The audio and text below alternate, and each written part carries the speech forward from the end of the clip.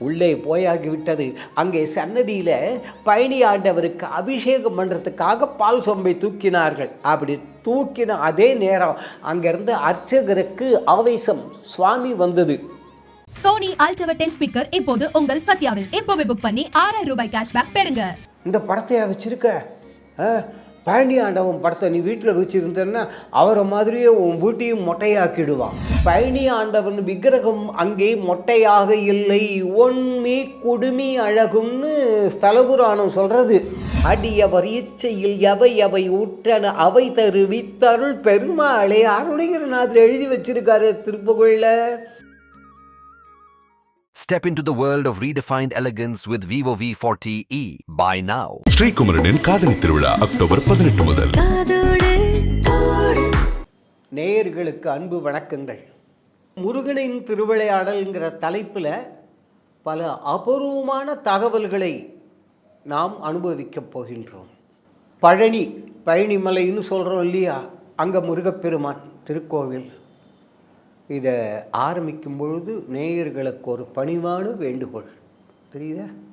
காரணம் என்னென்னா, அடுத்தவங்க வீட்டில் போனால் சும்மா வர மாட்டாங்க நம்ம ஆளுங்க. பழனி ஆண்டவர் படம் இருக்கு இல்லையா, அந்த படம் அதை வீட்டில் வச்சுருப்போன்னு வச்சுக்கோங்க, வர்றவங்க சும்மா வர மாட்டாங்க. இந்த படத்தையா வச்சுருக்க? பழனி ஆண்டவன் படத்தை நீ வீட்டில் வச்சுருந்தேன்னா அவரை மாதிரியே உன் வீட்டையும் மொட்டையாக்கிடுவான். பயப்படுறோமே. இதற்கு எந்த ஒரு மூல நூலிலும் ஆதாரம் கிடையாது. அது மட்டும் இல்லை, பழனி ஆண்டவன் விக்கிரகம் அங்கே மொட்டையாக இல்லை, ஒன்மி குடுமி அழகும்னு ஸ்தலபுராணம் சொல்கிறது.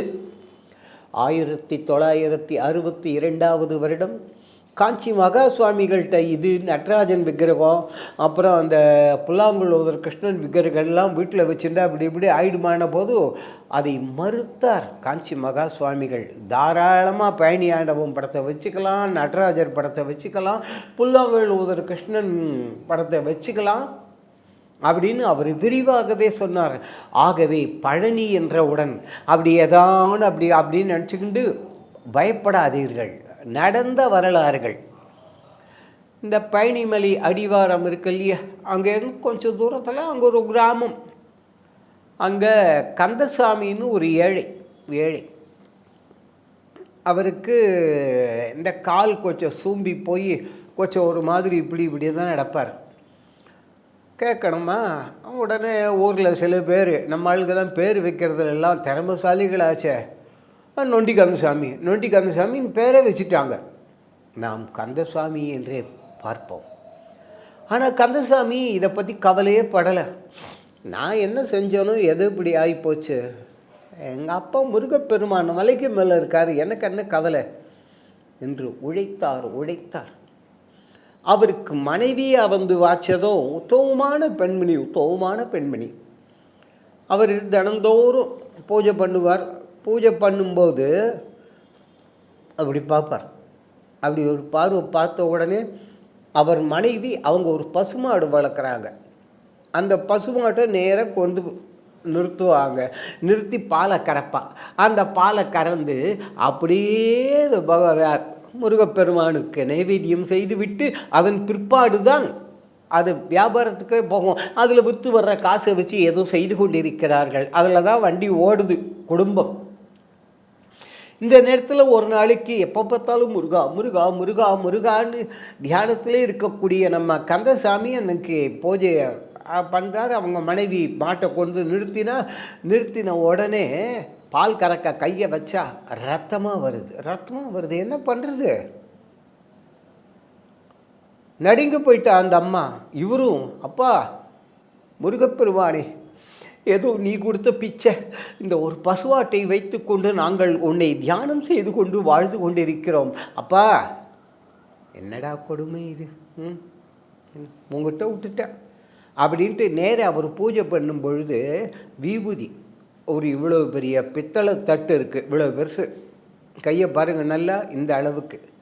அதில் இருந்த விபூதியை அழகாக பரத்தி வச்சுட்டு அதில் சட்டாட்சர மந்திரம் அதை எழுதி, அந்த யந்திரம் அதை எழுதி அதில் 6 எழுத்து மந்திரத்தையும் பதிவு செய்து அதுக்கப்புறம் இந்த விபூதியை எடுத்துக்கொண்டு வந்து இந்த பசுமாட்டின் மடிகளில் தடவினார். விபூதியை கொண்டு வச்சுட்டார். அம்மா இப்போ கறந்து பாரு. கறந்தா ரத்தம் வரல, பால் பிரமாதமாக வருது. அடியவர் இச்சையில் எவை எவை ஊற்றன அவை தருவித்தருள் பெருமாளே அருணகிரிநாதர் எழுதி வச்சிருக்காரு திருப்புகழில். சுத்தமான பால் வந்தது. சந்தோஷம் தாங்கலை. அப்பா பழனி ஆண்டவா, இந்த தடவை உன்னுடைய கோவிலில் விழா நடக்கும் பொழுது இங்கேருந்து இது அந்த பால் எடுத்துன்னு வந்து உனக்கு பால் காவடி கொண்டு வரேன். இவர் பால் காவடி கட்டி கிளம்பிட்டார். இங்கேருந்து இவர் கிளம்பிட்டான், நாம் அங்கே போயிடலாம். இதெல்லாம் சுதந்திரம் அடைவதற்கு முன்னால்.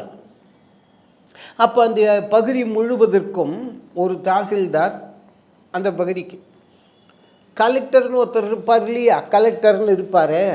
அப்போ அந்த கலெக்டர் பக்திமான், அந்த தாசில்தார் இருக்கார், அது நான் சொல்லப்படாது. அந்த கலெக்டர் பக்திமானாக இருக்கார். எப்படியான வர விழித்து இந்த கோவிலில் அப்படியே கொஞ்சம் ஒரு ஆட்டம் காமிச்சிட்டோன்னாக்க நாம் அவரை நம்ம இஷ்டப்படி வளைச்சி உபயோகப்படுத்திக்கலாம் அப்படின்னு இந்த தாசில்தாருக்கு ஒரு எண்ணம், தீர்மானம். அதனால் கலெக்டர்கிட்ட போய் கேட்டால், சரிப்பா இந்த கோவிலில் விழா நடக்கிற அன்றைக்கி நான் வரேன்ட்டார். சந்தோஷம் தாங்கள் தாசில்தாருக்கு. உடனே இங்கே வந்தார். இத்தனாம் தேதி அன்னைக்கு கோவிலில் விழா, கலெக்டர் வருகிறார். அன்னைக்கு அவங்க வீட்டில் இருக்கக்கூடிய பால், நெய், தயிர், இளநீ கொலை, பனை நுங்கு கொலைகளில் அந்த அப்படியே அந்த கப்போடு வந்துடணும். வாழைத்தார்கள், அது இது என்ன எல்லாத்தையும் சொல்லியாச்சு. எல்லாம் இங்கே வந்தாகணும். என்ன பண்ணுறது, குழந்தைகளுக்கு கூட பால் இல்லை, பால் பழம் அது இதுன்னு எல்லாம் இளநீ பனை நுங்கு எல்லாம் கொலையாக இங்கே வந்தாச்சு, வாழைத்தாறு எல்லாம் உள்பட. இந்த நேரத்தில் தான் நம்ம ஆள் வராரு. யார், கொஞ்ச நாள் முன்னாடி கந்தசாமின்னு பார்த்தோம் இல்லையா, கந்தசாமின்னு அந்த பசுமாட்டு பிரச்சனை வந்தது. அதுக்காக அந்த நோயை தீர்த்து வைத்து, பரமனே பழனி ஆண்டவா உனக்கு நான் பால் காவடி கட்டி கொண்டு வருகின்றேன்னு அந்த பால் காவடி கட்டி எடுத்துக்கிட்டு வர்றாரு. இங்கே பார்த்தா எக்கச்சக்கமாக ஒவ்வொரு படிக்கட்டுலேயும் ஒவ்வொரு நாதஸ்வர கும்பல் வரிசையாக அந்த குழு நின்று வாசித்து கொண்டு இருக்கிறது. அவர் அங்கிருந்து கலெக்டர் வந்தார். இந்த நேரத்தில் நம்ம ஆளை பார்த்தா விடுவாங்களா சொல்லுங்க, பாயானுவாங்க என்று விரட்டி அடித்து விட்டார்கள். நம்ம கந்தசாமியோ ஒரு ஓரமாக உட்காந்து பழனி ஆண்டவா பழனி ஆண்டவா பழனி ஆண்டவான்னு இங்கே நினைக்கிறது, இது மலை மேலே பார்க்குறது, அப்படியே உட்காந்து வருத்தப்பட்டுருக்காரு. இந்த நேரத்தில் கலெக்டர் வந்த உடனே இந்த தாசில்தார் எல்லா மரியாதையோடையும் கூப்பிட்டு அங்கே சரண்டு இதில் எடுக்க வச்சார். கலெக்டர் நினச்சார், என்ன ஏற்பாடுகளை பாப்பா, நமக்கு இருக்கிற பக்தியை விட இந்த தாசில்தாருக்கு இருக்கிற பக்தி, ஆஹா இந்த பழனிமலையை விட பெரிசாக இருக்கும் போல இருக்கேன்னு அவருக்கு நினைப்பு. ஆனால் ஏற்பாடுகள் அவ்வளவு அமக்களம். உள்ளே போயாகிவிட்டது. அங்கே சன்னதியில் பழனி ஆண்டவருக்கு அபிஷேகம் பண்ணுறதுக்காக பால் சொம்பை தூக்கினார்கள். அப்படி தூக்கின அதே நேரம் அங்கேருந்து அர்ச்சகருக்கு ஆவேசம், சுவாமி வந்தது, நிறுத்து, இந்த பாலை வைத்து எனக்கு அபிஷேகம் செய்யாதீர்கள். கீழே என் குழந்தை ஒருத்தன் இருக்காண்டா கந்தசாமின்னு, அவன் கொண்டு வந்திருக்கான் பால், அதை கொண்டு வந்து அபிஷேகம் செய்யுங்கள். குழந்தைகளுக்கு கூட குடிக்க பால் இல்லாமல் இவன் செய்த இந்த துரோகம் இருக்கிறதே அப்படின்னு அந்த தாசில்தார் ஒரு காட்சி, ஆகவே கந்தசாமியினுடைய பாலை கொண்டு வந்து அதன் மூலம் எனக்கு அபிஷேகம் செய்யுங்கள்னு. இன்னும் புரியல கலெக்டருக்கு. இருந்தாலும் தன்னுடைய பணியாளர்களை, கீழே யாரோ கந்தசாமி இருக்காராம், போய் தேடுங்க பிடிங்கன்னு ஆளுங்க ஓடி வராங்க. பின்னாடியே கலெக்டரும் இறங்கி ஓடி வர்றாரு படிக்கட்டுகளில். அங்கே இறங்கி இங்கே வந்து பார்த்தா ஒரு வழியாக கந்தசாமியை பிடிச்சாச்சு. கலெக்டர் சொன்னார், ஐயா நீங்கள் வாங்க அப்படின்னு கூட்டிகிட்டு போயிட்டார். கந்தசாமிக்கும் அவர் மனைவிக்கும் மனசில் கேட்கலை.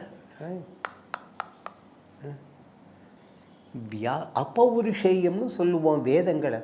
அந்த வேதங்களை, முருகா இன்னும் உன்னை தேடி கொண்டிருக்கின்றனவே கற்பங்கள் பல கோடி செல்ல தீய கனலின் நடுவின் ஓசியின் மேல் காலை ஊன்றி பொற்பைமை உணர்வின்றி உணவு இன்றி உறக்கம் இன்றி இருப்பவருக்கு ஒழித்து நீள் முனிவருக்கு ஒழித்து இருக்கக்கூடிய ஒன்ன பார்க்கறதுக்காக வேதங்களே அவ்வாறு தடுமாறும் பொழுது அப்பா